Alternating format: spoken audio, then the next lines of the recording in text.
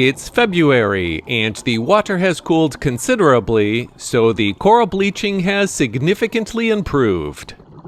That said, the visibility over the last month has not been the greatest. So there's that. In other reef news, Stanapa has repainted some of the dive site markers, with mixed results. I guess for now, we're calling these black margarets. And we swam by something special one morning and saw that all of the coral restoration trees were empty. A few days later, the trees were completely gone. A local dive shop mentioned that they were moved further north because the fireworms were just getting to be too difficult to keep off, and they were killing all of the baby coral fragments. It's a good thing that coral restoration efforts on the island are always adapting to help secure the future of the reef.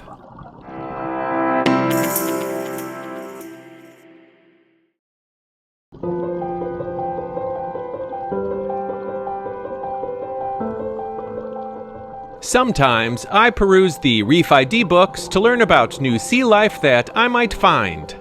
Case in point, I have been looking for a dog snapper for years. You can identify them by the light-colored triangular shape extending from the bottom of the eyes. Although this one was playing hide-and-seek around a mooring block, I did manage to get a few good shots. While I have been on the lookout for dog snappers, ladyfish weren't even on my radar. Plus, these were in a pretty big school. We stumbled upon them by accident, as they were taking cover in a very cloudy, shallow area. Fortunately, as we got closer, the visibility got much better. Leslie showed off her macro spotting skills by finding this black urchin shrimp.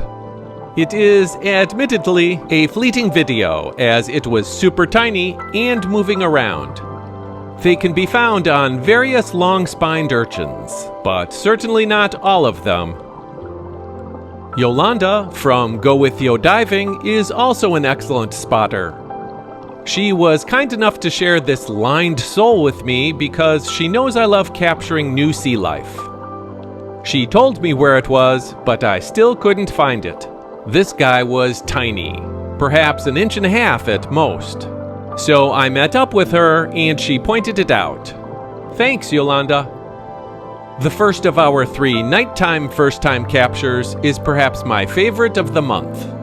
While I was a little too late to catch its head, I was able to see most of its long body. This dark and pale creature slithering through the rocks is a broadbanded moray eel, and it was magnificent.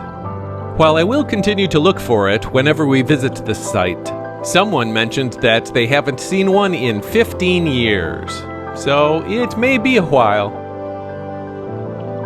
At the beginning of another night dive, I saw this king helmet early on, and was very happy since I hadn't seen one in almost 3 months.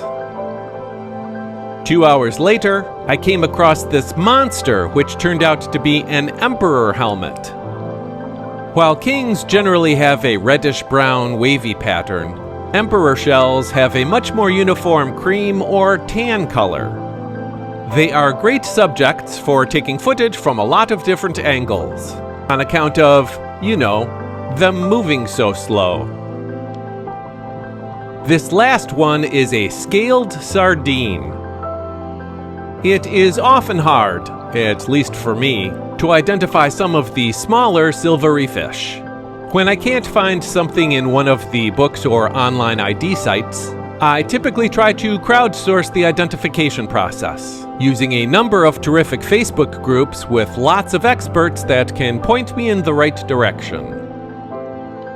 Finally, I didn't know where to put this, but since it is the first time I've captured an underwater webcam, I thought I might stick it here. This device sits just outside the Village Harbor Marina, and it has its own YouTube channel. There is a link in the description below if you want to check it out. Oh, and here it is at night. They do have a little light off to the side that gives it the ability to see after sunset.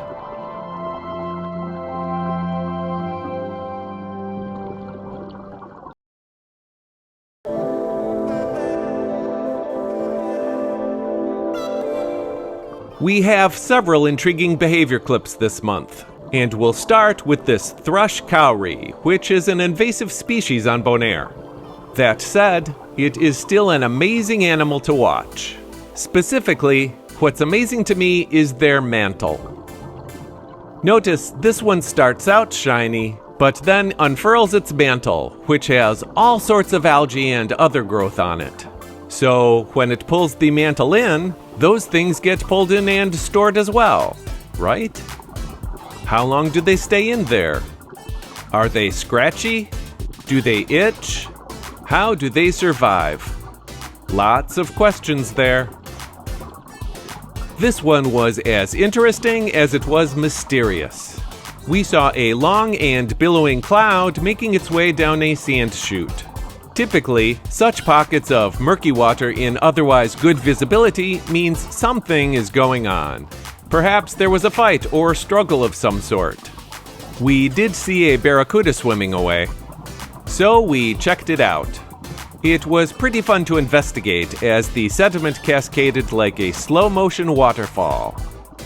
Getting to the source was a bit anticlimactic, as it was just a small group of yellow goatfish taking turns digging through the soft sand looking for breakfast. I love how they rotate in and out, each taking some time to rest and letting another in to grab some food. It's not uncommon to have a tarpon or two find me night diving and then stick around to use my lights for hunting.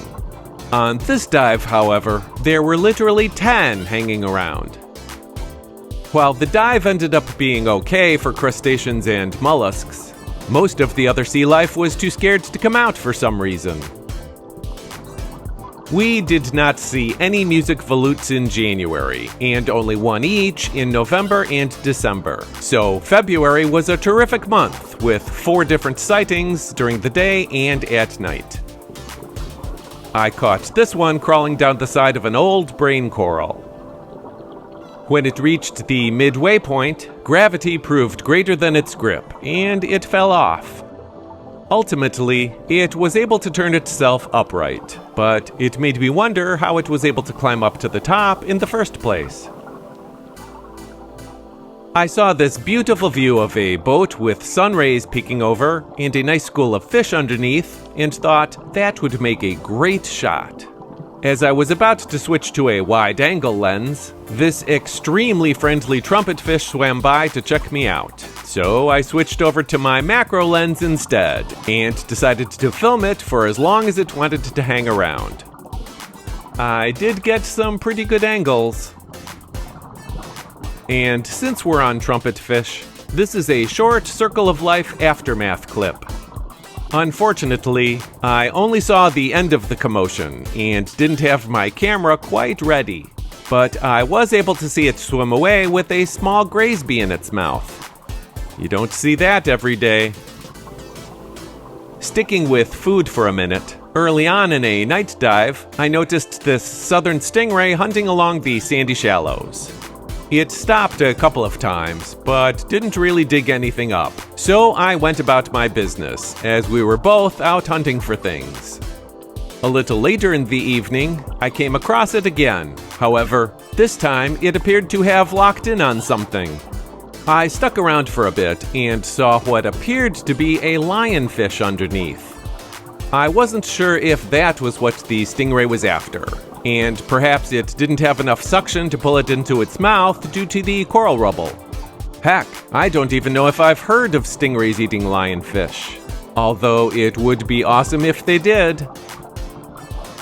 In another lionfish-related clip, this blue tang seems to make a beeline for a lionfish and then headbutts it. After the initial hit, the tang then just sort of pushes the lionfish out of the way. Do tang not really worry about getting stung from the spines? Anyway, let's move on from interesting behaviors to some of the interesting and uncommon sea life we spotted in February.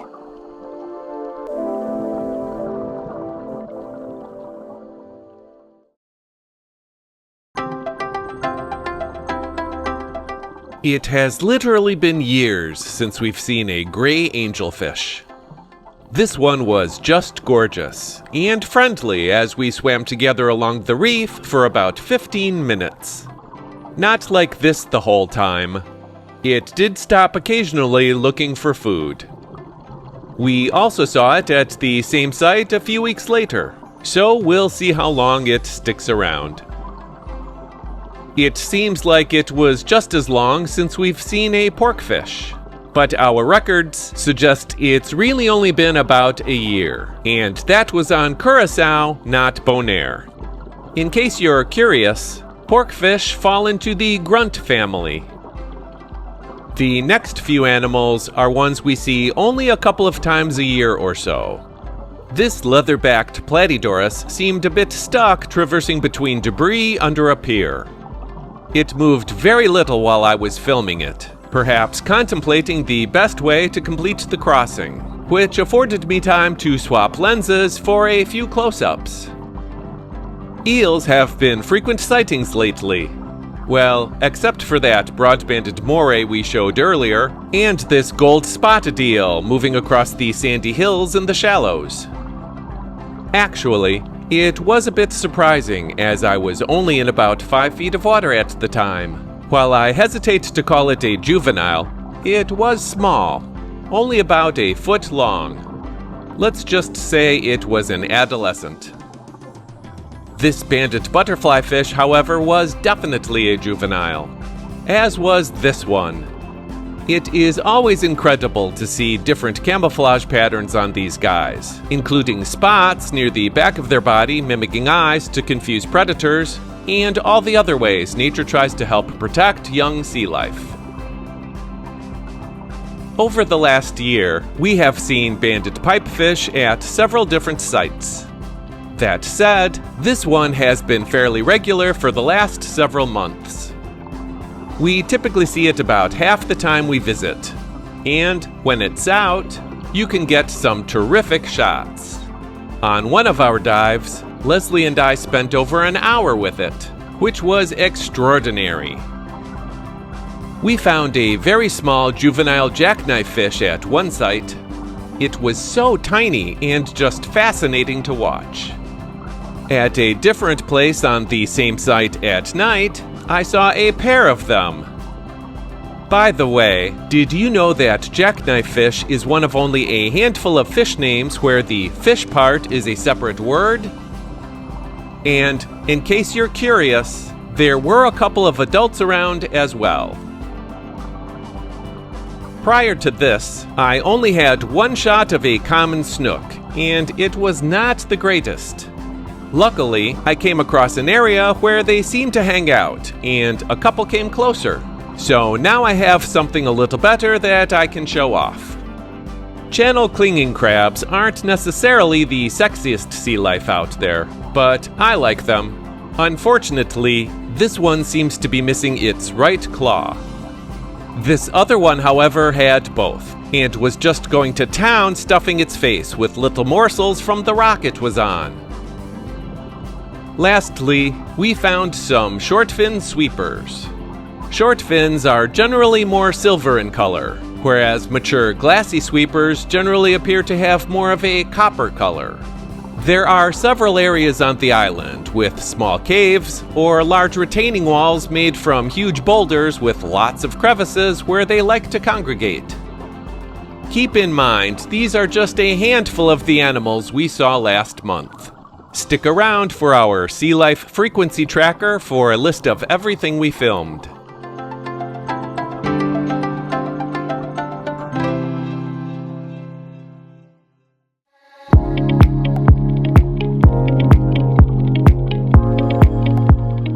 February was a pretty good month for sea life creatures, as we captured 90 different animals we don't see every day, 39 of which we only saw once last month.